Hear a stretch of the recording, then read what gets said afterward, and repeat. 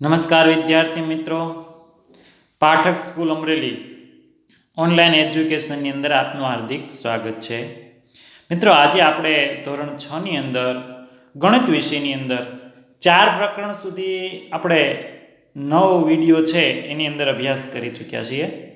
આજે આપણે video number 10 એક ભાગ એની અંદર પ્રકરણ 5 પાયાના આકારોની સમજૂતી એનો પહેલો ભાગ એટલે કે વિડીયો 1 એની અંદર અભ્યાસ કરીશું. તો સૌપ્રથમ તો પાયાના આકારોની સમજૂતી છે એની થોડીક આપણે ચર્ચા કરી લઈએ મિત્રો, કે પાયાના આકારો એટલે શું. તો ધોરણ 4, 5 આ ધોરણની અંદર તમને આને બેઝિક ખ્યાલ શીખવાડેલો છે, એને આપણે ફરી યાદ કરીએ તો તમને મિત્રો અહીંયા બેઝિક ખ્યાલની અંદર રેખાખંડ કોને કહેવાય, રેખા કોને કહેવાય અને કિરણ કોને કહેવાય, આ બધી બાબત વિશેની માહિતી તમને ધોરણ 4, ધોરણ 5 અને આગળ ધોરણ 6ના સેમેસ્ટરની અંદર પણ અભ્યાસ આવી ચૂકેલો છે. તો હવે એનાથી આપણે આગળ આની અંદર વધારે પડતો અભ્યાસ કરવાનો છે કે કઈ કઈ બાબતમાં રેખા, રેખાખંડ અને કિરણ આનો વિસ્તૃત ઉપયોગ થઈ શકે છે. તો એ બાબતનો અભ્યાસ કરતાં પહેલાં આપણે ખૂણાના માપ શું કહેવાય એની પણ બેઝિક માહિતી આપણે શીખી ગયા છીએ. આ ઉપરાંત એ પણ શીખી ગયા છે કે રેખાખંડના ભાગ પડી શકે છે, જ્યારે કિરણ અને રેખા છે એના ભાગ શક્ય નથી, કારણ કે અનંત સુધી વિસ્તરેલી હોવાથી એના ભાગ શક્ય નથી. આ ઉપરાંત આ પ્રકરણની અંદર આપણે કઈ કઈ બાબતને શીખવાની છે એની બેઝિક માહિતી લઈએ તો ખૂણાના પ્રકારો, એટલે તમે મિત્રો ખૂણા વિશે જાણતા જ હશો. એમાં પ્રકારો એટલે શું, તો કે લઘુકોણ, કાટકોણ, ગુરુકોણ અને હવે આપણે ધોરણ 6 ની અંદર સરળ કોણ, પ્રતિબિંબિત કોણ, પૂર્ણ કોણ અને શૂન્ય કોણ આવા વધારાના જે છે એની પણ વધારે માહિતી મેળવવાની છે અને એની વિશે ચર્ચા કરવાની છે.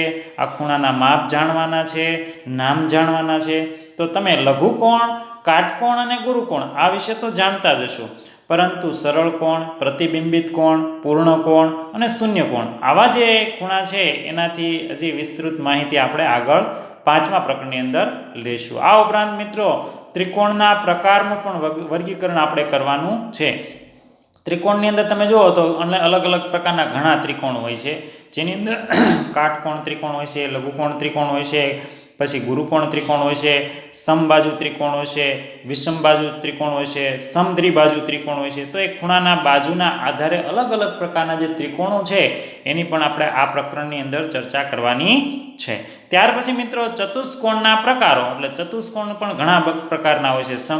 સમાંતર બાજુ ચતુષ્કોણ હોય છે, સમબાજુ ચતુષ્કોણ હોય છે, ચોરસ હોય છે, લંબચોરસ હોય છે, સમલંબ ચતુષ્કોણ હોય છે. તો આવા જે ચતુષ્કોણ છે એની પણ આપણે આ પ્રકરણની અંદર ચર્ચા કરવાની છે. ત્યાર પછી તમે ઘણા પ્રકારના એવા પણ આકારો છે 3D આકારને જેમની ઓળખ આપણે લેવાની હોય છે. તમે નાના હોય છે ત્યારે આપણે ઘણા પ્રકારના આવા જે આકારો છે એની ઓળખ પ્રાપ્ત કરી હોય અથવા તો ટીચરે કે સર હોય એમણે દેખાડી પણ હોય કે ઘન કોને કહેવાય, લંબઘન કોને કહેવાય, નળાકાર કોને કહેવાય, શંકુ કોને કહેવાય, ગોળ કોને કહેવાય. આ જે નામ બોલો એમાંની અમુક તો વસ્તુ તમને સ્વાભાવિક રીતે તમે જોતા હો, જાણતા હશો. શંકુ કોને કહેવાય એ પણ જાણતા હશો, ગોળ કોને કહેવાય એ પણ જાણતા હશો, લંબઘન એ પણ ક્યારેક ટીચરે તમને દેખાડ્યું હશે અને ઘન પણ તમને ખબર હશે. ત્યાર પછી આ ઉપરાંત તમે જુઓ તો ત્રિકોણીય પ્રિઝમ છે, ત્રિકોણીય જે પિરામિડની એ પણ માહિતી આપણે આ પ્રકરણની અંદર પ્રાપ્ત કરવાની છે. તો આમના જે આકારો એની પણ જાણકારી મેળવવાની છે. ત્યાર પછી મિત્રો હજી એક પણ 3D આકૃતિમાં માહિતીમાં જોઈએ તો ફલક કોને કહેવાય એ નવી માહિતી છે. તો આકૃતિની અંદર જે ધાર, આપણે કોઈ આકૃતિ હોય તો માનો કે ઉદાહરણ તરીકે આપણે લઈએ તો આપણી પાઠ્યપુસ્તક હોય કે પેડ હોય તો એની ધાર કોને કહેવાય, તો આપણને ખબર છે કિનારી હોય ને ધાર કહેવાય. ત્યાર પછી શિરોબિંદુ કોને કહેવાય, તો કે કોઈ પણ વસ્તુ હોય શિરોબિંદુ, માનો કે રેખાખંડ દોરીએ તો એનું શિરોબિંદુ જ્યાંથી બિંદુ શરૂઆત કરીએ એને શિરોબિંદુ તરીકે ઓળખાય. તો કે ઘન, લંબઘન, નળાકાર, શંકુ આકાર ધરાવતી વસ્તુઓ એની અંદર ફલક કેટલી છે. ફલક એટલે કે એની કિનારાની જે ધારથી બીજી ધાર સુધીનું જે આવે એ આકૃતિમાં આપણે તમને આગળ વધારે વિસ્તૃત સમજાવશું, ત્યારે તમને ફલક વિશેની માહિતી મળશે. કારણ કે ફલક એ તમારી માટે નવો શબ્દ છે, નવી માહિતી છે, નવી વસ્તુ શીખવાની છે. તો આ મેં તમને જે બાબત કીધી એટલી બાબત તમને સમજૂતીની અંદર પ્રકરણ 5ની અંદર શીખવાની છે. મિત્રો, આપણે બધી બાબત વ્યવસ્થિત, વિસ્તૃત અને ખૂબ જ રસપ્રદ રીતે, ભલે આપણે બોર્ડનો ઉપયોગ ન પણ પાઠ્યપુસ્તક અને ઓનલાઈન દ્વારા પણ આપણે આ પ્રકરણને રસપ્રદ અને સારામાં સારી રીતે અભ્યાસ થઈ શકે એ માટે આપણી પાસે જો કોઈ વસ્તુ હોય એનો પણ ઉપયોગ કરીશું અને જાણીશું, અને તમામ દાખલા છે એને વિસ્તૃત આપણે સમજૂતી પણ આપીશું. મોટાભાગે મિત્રો આપણે પાઠ્યપુસ્તકનો ઉપયોગ કરતા હોઈએ છીએ. સ્કૂલની અંદરથી તમને પાઠ્યપુસ્તક મળી પણ ગયેલા છે. તો પાઠ્યપુસ્તકને તમારે રકમ જોવા માટે ઉપયોગ કરવાનો, કારણ કે ઘણીવાર એવું બને છે કે પાઠ્યપુસ્તકની રકમ ખૂબ મોટી હોય છે અને રકમ સમજાવવી જરૂરી છે. જો હું રકમ લખું વિડીયોની અંદર તો તમારે ખૂબ રકમ લખવામાં સમય વધારે પસાર થઈ જતો, એટલે ટૂંકમાં પણ અમુક રકમ લખીશ જેથી તમને ઓછા સમયની અંદર વધારે સારી રીતે સમજાવી શકાય અને સમજૂતીમાં આપણે વધારે સમય પસાર કરી શકાય. અને રકમ માટે તમારે પાઠ્યપુસ્તક પાસે રાખવાનો થોડોક અને એમાંથી જોવાનું છે. તો હવે આપણે ચાલુ કરીશું સ્વાધ્યાય 5.1. એનો પહેલો જ પ્રશ્ન છે. સ્વાધ્યાય 5.1 એનો જે પહેલો પ્રશ્ન છે એમાં એમ કહે છે, માત્ર નિરીક્ષણ કરી રેખાખંડની સરખામણી કરવામાં કયો ગેરલાભ થાય છે? માનો કે બે રેખાખંડ દોરું છું, બરાબર છે. હું અહીંયા રેખાખંડ જે દોરું છે, મોટાભાગે રેખાખંડ કે રેખા કે જે કંઈ આકૃતિ દોરવા માટે ઉપયોગ કરવામાં આવે એમાં ફૂટપટ્ટીનો જ ઉપયોગ કરવો. હવેથી હું પણ ફૂટપટ્ટીનો ઉપયોગ કરી જેથી તમને પણ ટેવ પડે ફૂટપટ્ટીનો ઉપયોગ કરવા. આ માનો કે મેં એક રેખાખંડ દોરી છે, બરાબર છે. એને મેં નામ આપ્યું છે AB રેખાખંડ. એની જેવી બીજી રેખાખંડ એક દોરું છું, એ બાજુમાં દોરું છું.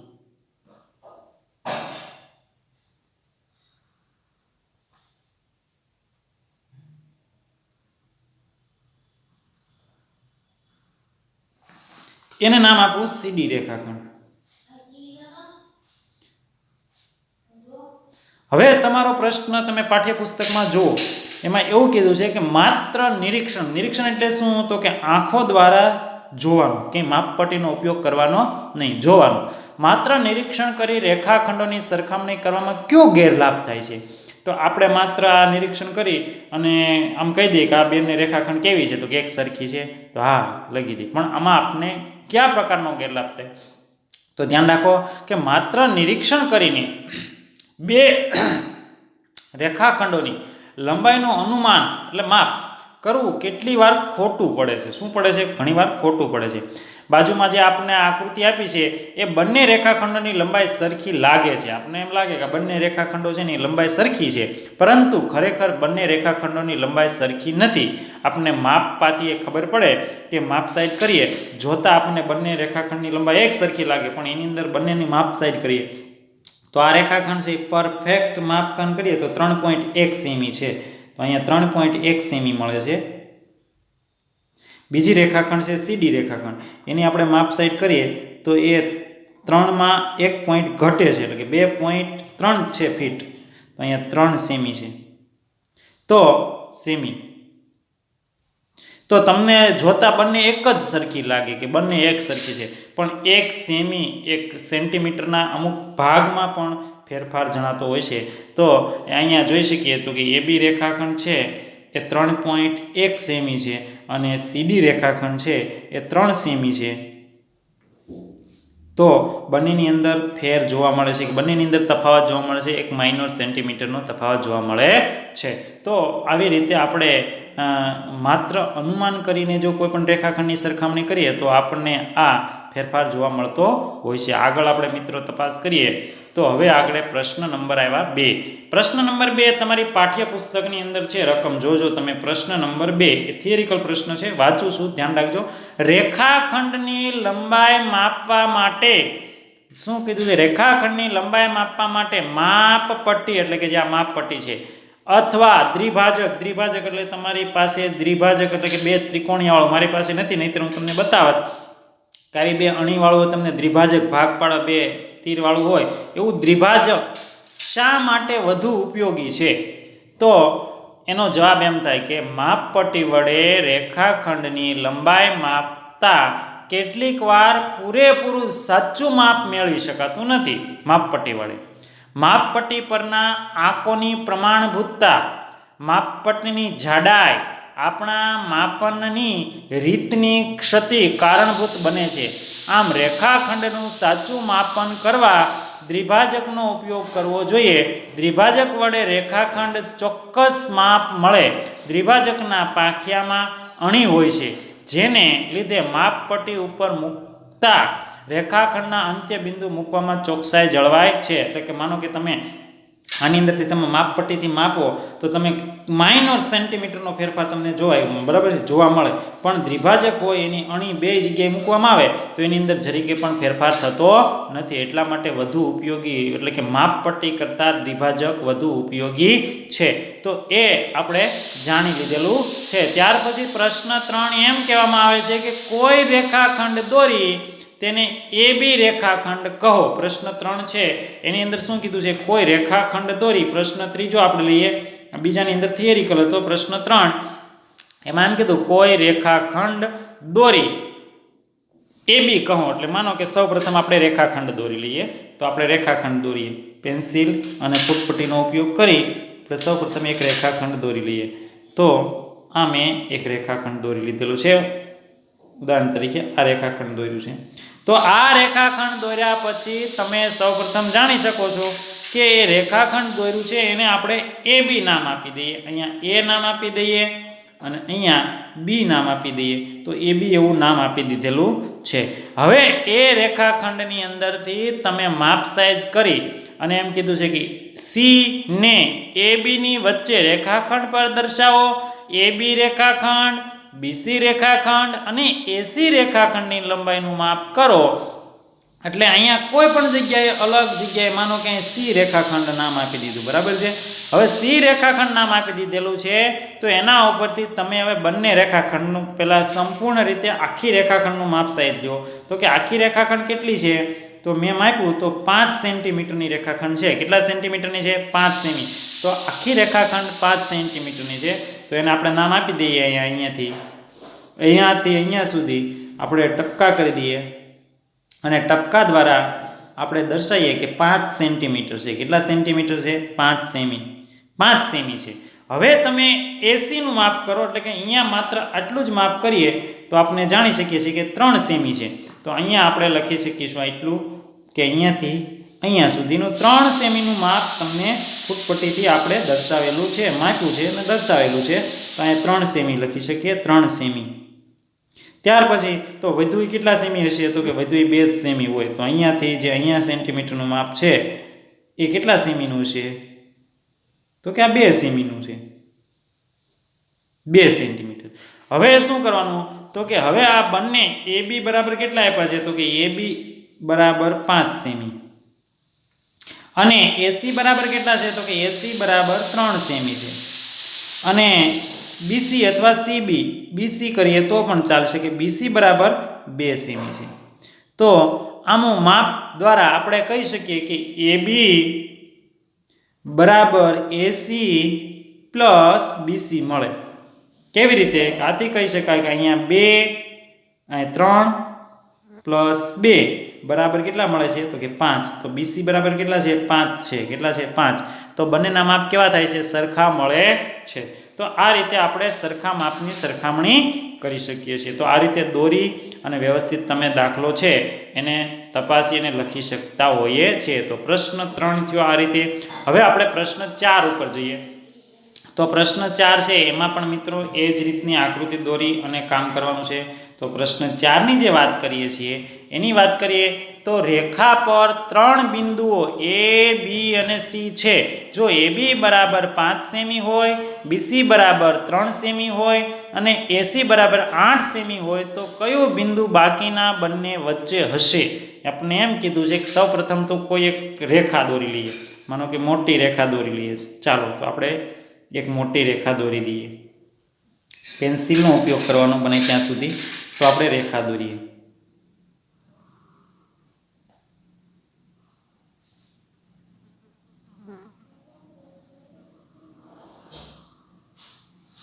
તમને મારી નોટની અંદર હવે આ રેખા દેખાતી છે.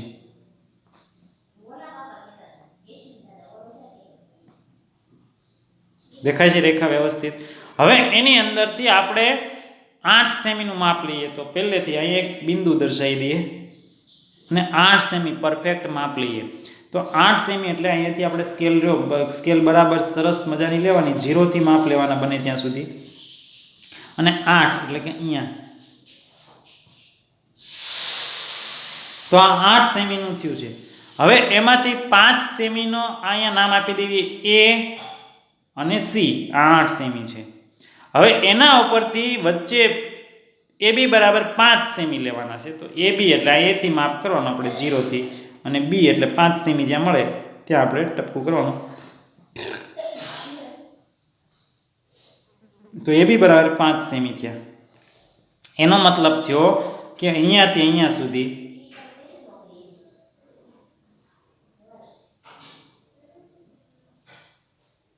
આ રીતે આકૃતિ એકદમ સરસ દોરવાનો પ્રયત્ન કરવાનો મિત્રો. 5 સેમી છે. કેટલા સેમી છે? 5 સેમી. અહીંયાથી તમે જુઓ તો અહીંયાથી અહીંયા સુધી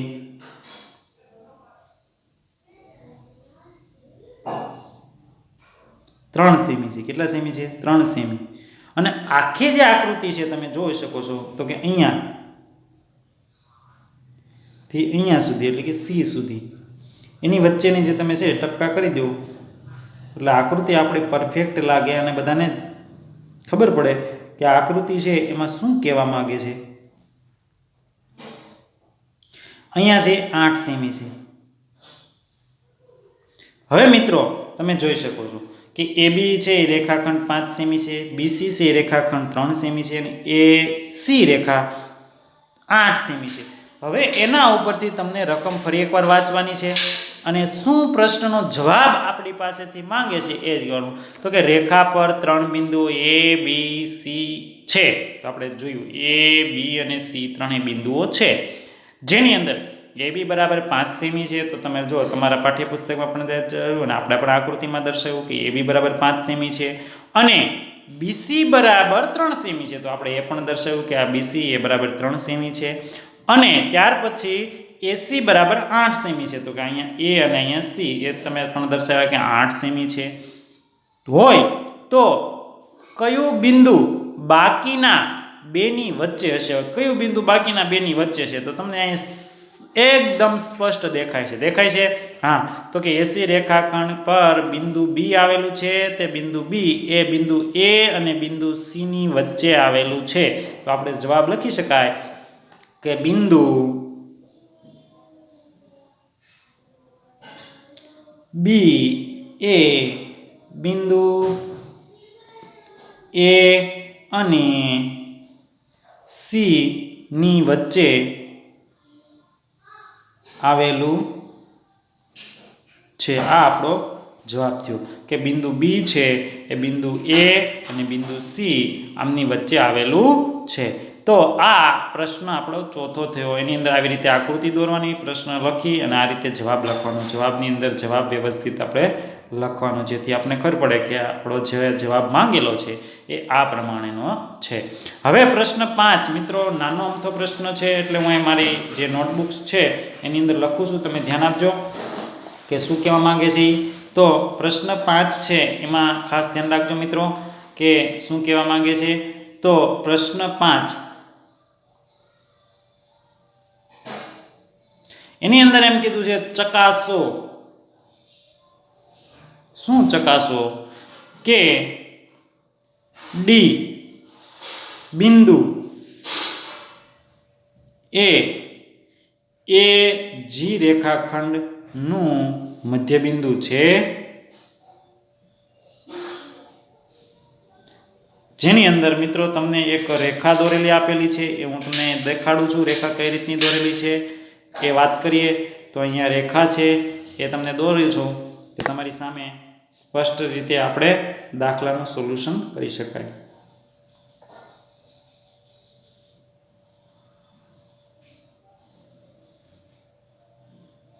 આ રેખા છે તમે જોઈ શકો છો કે આ રેખા એના ચોક્કસ માપ નથી લેવાના, આપણે એની ઉપરથી બિંદુ દર્શાવી દેવાના છે. તો આપણે 7-8 બિંદુ દર્શાવીએ, 3, 4, 5, 6, 7, 8 અને 9 આટલા બિંદુ દર્શાવીએ, જેનું નામ આપી દઈએ 0, 1, 2, 3, 4, 5, 6, 7 અને 8 આ રીતે આપણે નામ આપી દઈએ, જેની અંદર આપણે નામ આપીએ A, B, C, D, E, F અને G સુધીના નામ આપેલા છે. તો તમે આકૃતિ સ્પષ્ટ જોઈ શકો છો મિત્રો કે આવી તમને પાઠ્યપુસ્તકની અંદર પણ એક આકૃતિ આપેલી છે. હવે તમને એમ કહેવામાં આવ્યું છે કે A અને G એની વચ્ચે મધ્યબિંદુ છે એ કઈ રીતે સાબિત કરી શકો? તો તમે એમાં કેટલા એકમ છે, મધ્યબિંદુ છે તો એમાં કેટલા એકમ છે એ પણ તમે લખી શકો. તો તમે જુઓ કે A અને G, તો A અને G છે એની વચ્ચે બીજા કયા બિંદુ આવેલા છે? તો કે A અને B ની વચ્ચે AB આપ્યું છે, BC આપ્યું છે, CD આપ્યું છે, DE આપ્યું છે, EF આપ્યું છે. આવા ઘણા એકમ તમને આપ્યા છે. તો A અને D ની વાત કરીએ તો D ની અંદર કેટલા આપેલા છે? તો A અને G ની અંદર વાત કરીએ તો D અને G ની અંદર કેટલા આપેલા? તો ફરી વખત આપણે જોઈએ તો અહીંયા 1, 2, 3, 4, 5 અને 6. ફરી વખત 6 આવે, કારણ કે આ 1, આ 2, આ 3, આ 4, આ 5 અને 6. તમે ગણી શકો છો, જોઈ શકો છો કે A અને D વચ્ચે 6 એકમ છે. કેટલા છે? 6 એકમ. તો લખી શકાય A અને G રેખાખંડ, તો કે AG રેખાખંડ વચ્ચે કુલ 6 એકમ આપેલ છે. કેટલા એકમ આપેલ છે? 6. જેમાં કયા એકમ છે? તો કે એની અંદર ખાસ કરીને A અને G વચ્ચે વાત કરીએ તો A અને G ની વચ્ચે આ રીતે A થી ચાલુ કરી B, B થી ચાલુ કરી C, C થી ચાલુ કરી D, D થી ચાલુ કરી E અને E થી ચાલુ કરી F અને F થી ચાલુ કરી G. આની વચ્ચે એટલા એકમો આપેલા છે. એ મધ્ય બિંદુ થઈ શકે છે કે આ કેટલા ભાગ પડે? તો 2 ભાગ અહીંયા પડે છે, 2 ભાગ અહીંયા પડે છે. બરાબર છે? આ એટલું મધ્ય ભાગ છે, આ એ અડધો ભાગ છે, અહીંયાથી આ અડધો ભાગ છે, અહીંયાથી ચાલુ કરી તો આ અડધો ભાગ છે. તો હા, તો એનું મધ્ય બિંદુ છે? તો કે હા. તો લખી શકાય D આ મધ્ય બિંદુમાં જ મળે છે? તો કે હા, કારણ કે અહીંયા અને અહીંયા બે સરખું છે, અહીંયા અને અહીંયા પણ સરખું છે. તેથી સાબિત થાય છે કે A G નું મધ્ય બિંદુ D મળે છે. માટે AG નું મધ્ય બિંદુ છે. માટે AG નું મધ્ય બિંદુ D છે. લ્યો, આ આપણો જવાબ છે. આમાં કઈ બીજી વસ્તુ સાબિત કરવાની હોતી નથી, તમે દોરી અને સાબિત કરી શકો છો. ત્યાર પછી દાખલા નંબર 6, એની અંદર પ્રશ્ન નંબર 6 ની અંદર વાત કરીએ મિત્રો, તો પ્રશ્ન 6 છે એ કઈ રીતનો છે? તો કે પ્રશ્ન 6 એની અંદર વાત કરીએ છીએ તો તમારા પાઠ્યપુસ્તકની અંદર મિત્રો રકમ જુઓ, એના ઉપરથી તમને કહી શકાય એ ઉપર જે 5મો દાખલો આપ્યો છે એવો જ દાખલો છે, એટલે તમને HW ની અંદર આપું છું. તમારા પાઠ્યપુસ્તકની અંદરથી તમે વિચારી અને એ દાખલો તમે જાતે કરજો. એવો જ છે અને થઈ શકે એવો છે, તો એમાં કોઈ બીજો પ્રોબ્લેમ છે નહીં, એટલે જાતે થઈ શકશે. તો મિત્રો આપણે પ્રશ્ન 7 છે એની અંદર 2 પ્રશ્ન આપેલા છે, એ આપણે આગળ પ્રશ્ન 7 ની અંદર વાત કરીએ જેથી આપણે આગળ ચલાવી શકીએ. તો પ્રશ્ન 7 છે એની અંદર વાત કરીએ, ઉપર 5 છે એને આધારિત છે. પ્રશ્ન 5 ને આધારિત છે. તો એના ઉપરથી તમે જોઈ શકશો અને લખી શકશો. હવે 7મા પ્રશ્નમાં એમ કીધું છે કે 5 ત્રિકોણ દોરવાના, દોરી તેની બાજુઓ માપો, દરેક સ્થિતિમાં ચકાસો કે કોઈ પણ 2 બાજુના માપનો સરવાળો હંમેશા ત્રીજી બાજુ કરતાં વધુ હોય જ. તો કોઈ પણ માનો કે એક ત્રિકોણ દોરીએ, આપણે પહેલો ત્રિકોણ દોરીએ અને પછી એના માપ કરતાં ત્રીજી બાજુનું માપ સરખું છે કે નહીં એ તો સાબિત થઈ જશે. તો માનો કે પહેલું ત્રિકોણ આપણે એવી રીતે દોરીએ કે આ દોર્યો પહેલો ત્રિકોણ આપણે,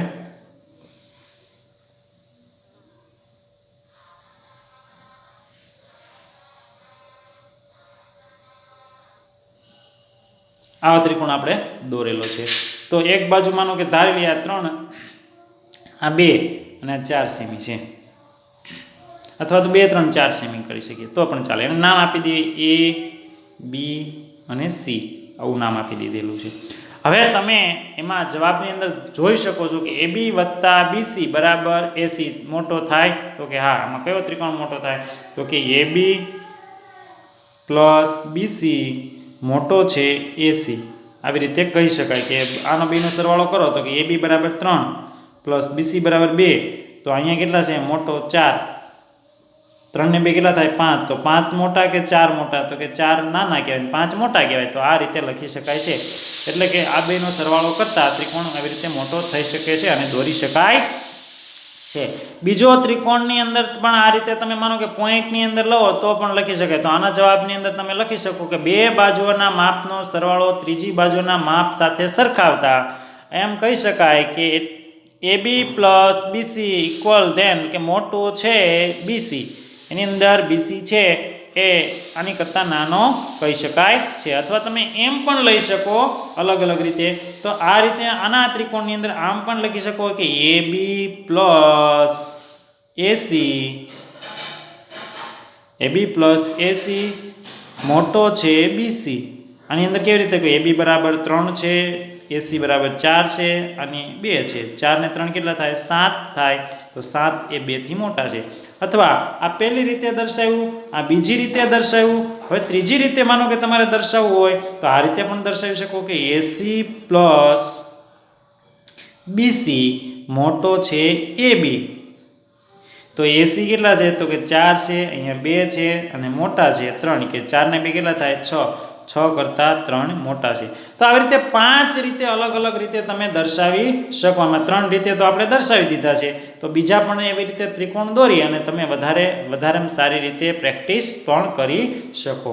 તો આ રીતે આપણા જે કન્સેપ્ટ જે છે મૂળ કહેવાનું એ પોઈન્ટમાં પણ હોઈ શકે. ઘણી વખત તમને એમ કીધું હોય કે અહીંયા તો 4 છે, 3.1 કીધું હોય, અહીંયા 2.5 કીધું હોય ને 4.8 કીધું હોય, તો આ કન્સેપ્ટને કઈ રીતે ક્લિયર કરવો, તો એની અંદર ઘણીવાર આપણે માપ સાઈઝ યોગ્ય રીતે માનો કે 3.1 કીધું હોય તો આપણે અહીંયા જે પહેલો પોઈન્ટ દર્શાવ્યો છે ત્યાં એમ દર્શાવવાનું કે 3.1 પ્લસ 2.5, તો અહીંયા જોવાના મોટા થાય છે 4.8, તો જોવાના તો કે 5 ને 1 6 અને 3 ને 2 5, તો અહીંયા 5.6 થાય તો એ મોટા છે 4.8 કરતાં.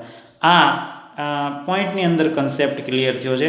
બીજો પોઈન્ટ તમને જે આ રીતે આપ્યો છે એની અંદર વાત કરીએ તો અહીંયા 3.1 બીજો કન્સેપ્ટની અંદર 1 પ્લસ 4.8 અને મોટા છે 2.5, તો 3.1 એટલે કે 9 અને 4 ને 3 7, 7.9 મોટા છે 2.5. આ પણ આ રીતે કન્સેપ્ટ. એ રીતે ત્રીજો કન્સેપ્ટ તમારી રીતે પણ તૈયાર કરી શકો છો.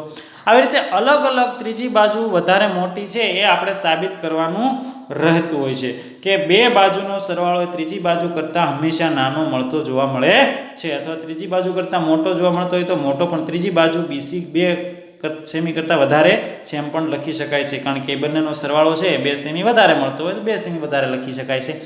એવી જ રીતે કોઈ પણ બીજા 5 ત્રિકોણ દોરી અલગ અલગ રીતે આને દર્શાવી અને અલગ અલગ માપ કરી શકે. ઘણી વખત તમને એવું કહેવામાં આવશે અહીંયા તમને 3 આપ્યા છે, અહીંયા 2 આપ્યા છે, અહીંયા 8 આપેલા છે, 8.4 આપ્યા છે, તો તમે ઘણીવાર એવું બને કે આ બે બંનેનો સરવાળો કરો તો ત્રીજી બાજુ એને કરતાં મોટી પણ હોય છે, તો એને અલગ રીતે પણ આપણે જે દર્શાવી છે નિશાની એને અલગ રીતે ઊંધી સાઈડ દર્શાવી અને આપણે લખવાની રહેતી હોય છે. તો મિત્રો આપણે અહીંયા તમે જોઈ શકો છો કે આપણે સ્વાધ્યાય 5.1 છે એના કુલ 7 દાખલા હતા. એના 7 દાખલાની અંદર આપણે 6 દાખલાની અંદર બધા કન્સેપ્ટ તમને ક્લિયર કરાવેલા છે અને છઠ્ઠો એક પ્રશ્ન છે જે 5માને અનુરૂપ છે એ પ્રશ્ન તમારે જાતે કન્સેપ્ટ ક્લિયર કરવાનો છે. તો એ તમારી જાતે તમે કન્સેપ્ટ તૈયાર કરી અને આગળ હોમવર્ક કરી અને મને દેખાડજો. હવે આપણે સ્વાધ્યાય 5.2 છે એની અંદર તમને મિત્રો અલગ માહિતી આપી દઉં કે અલગ અલગ પ્રકારની વસ્તુમાં ઘડિયાળનો ઉપયોગ કરવામાં તમને કહેવામાં આવેલું છે કે ઘડિયાળનો જે કાંટો છે એ કઈ રીતે કેટલા પરિભ્રમણથી કેવી રીતે દોરવાના. તો સૌપ્રથમ તો તમારા પેજની અંદર એક નોટબુક્સ છે એની અંદર ખાસ કરીને તમને અમુક માનો કે પહેલો પ્રશ્ન છે તો એની અંદર 6 ઘડિયાળ તમારે દોરવાની હોય છે. તો તમારે ખાસ કરીને ગોળાકાર તમારી પાસે વસ્તુ હશે ઘેરે તો એની અંદરથી ગોળાકાર વસ્તુ લઈ લેવાની, જેથી તમે સરસ રીતે ઘડિયાળ દોરી અને એની અંદર સમજાવી શકો. હું એક મોટી ઘડિયાળ દોરીશ અને એની અંદરથી બધી જ બાબત તમને સમજાવીશ, કારણ કે મારી પાસે 6 દોરવાની જરૂર નથી. હું તો ઘડિયાળ પાછો ભૂસી અને પછી એકમાં ને એકમાં બીજી ઘડિયાળ દોરી અને તમને સમજાવી શકું છું. તો મેં એક મોટી ઘડિયાળ દોરી છે જેથી તમને સમજાવી શકું. તમે આવડી મોટી દોરવાની જરૂર નથી, તમારે નાની દોરવાની છે.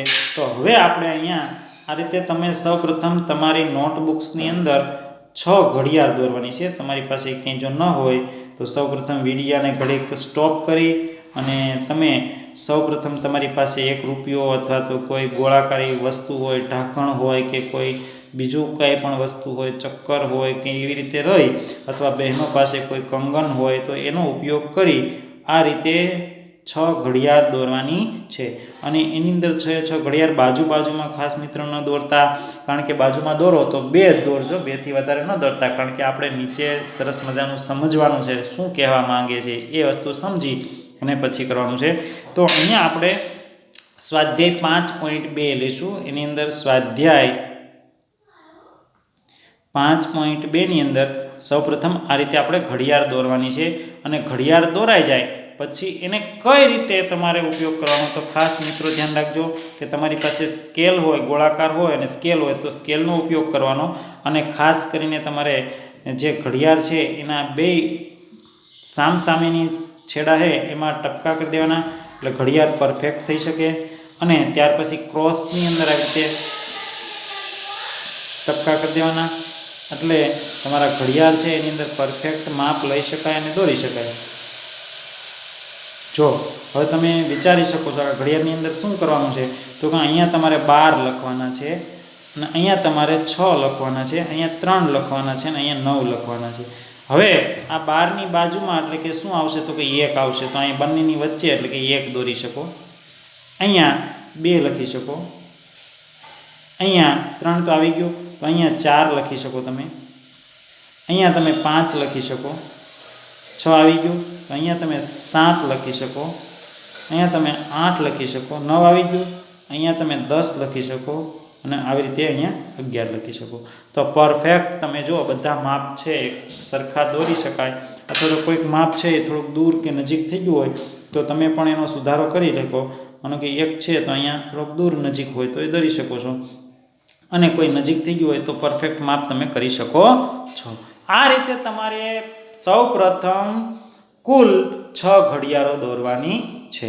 હવે 6 ઘડિયાળ માનો કે દોરાઈ જાય પછી આપણે શું કરવાનું છે મિત્રો, તો એ બાબત ધ્યાનમાં રહ્યો કે 6 ઘડિયાળ દોરાઈ જાય એટલે સૌપ્રથમ તમને એની અંદર પ્રશ્ન આપેલો છે એ જોવાનું છે કે શું કહેવા માંગે છે.